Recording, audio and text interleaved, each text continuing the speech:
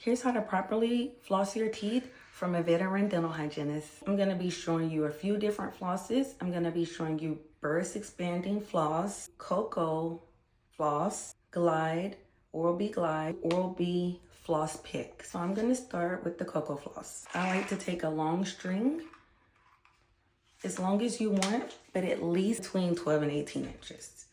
I like to take my floss and wrap it around my finger all the way till I get close to the end. Because what I'm gonna do is I'm gonna wrap a little bit on the end so that as I'm going, I can get a clean piece of floss every time I go to another tooth. So I'm gonna unravel every section that I use. So this, once I get to here, I'm then gonna unravel it and go to a new clean space. That's what I do. You don't have to do that, but that's what makes it easier for me and flossing on my patients. First thing you're gonna do is gently, and I have a lingual retainer, so I'm going to show you guys this tooth. You want to get your floss in between and bring it down as far as you can naturally without pushing. And you may have to wiggle it in there so that you don't snap it down in there. You don't want to cause damage to your gums.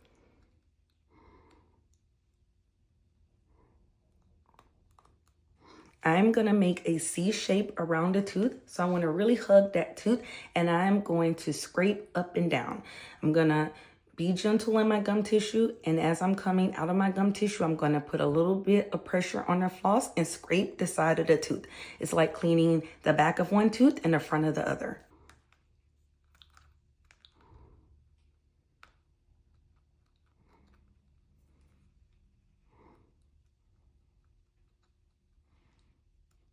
Healthy gums don't bleed, but if you do have gingivitis and you stick with flossing for 7 to 10 days, then the inflammation, bleeding, and the pain should go away.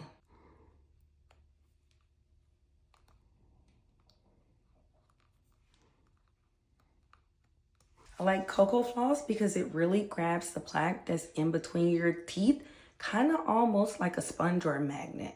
That's why this is my favorite floss. I'm gonna show you the other side with the burst floss. Let me show you that again.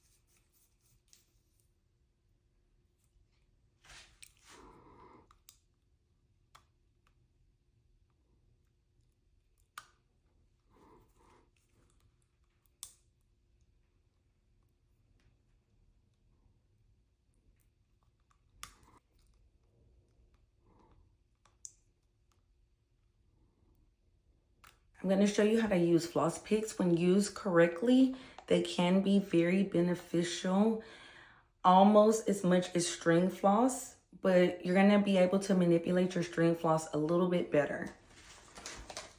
After seeing patients for almost 12 years, I can tell you that there are usually things left behind with the floss picks.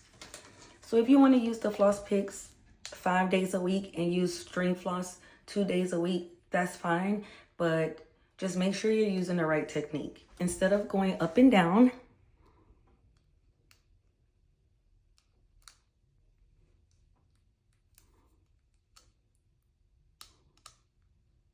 that's what most of my patients do. You want to turn your wrist so that you can hug the side of the tooth.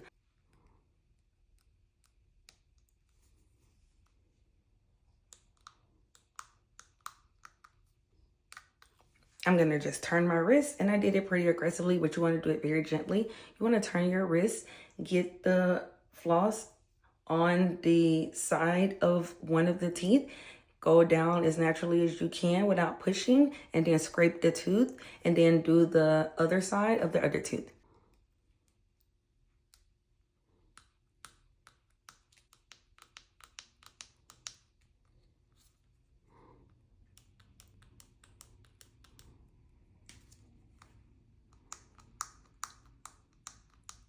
how to properly floss with string floss and with the Floss Fix. If this video helped, make sure that you subscribe and follow and learn more tips about how to protect your oral health.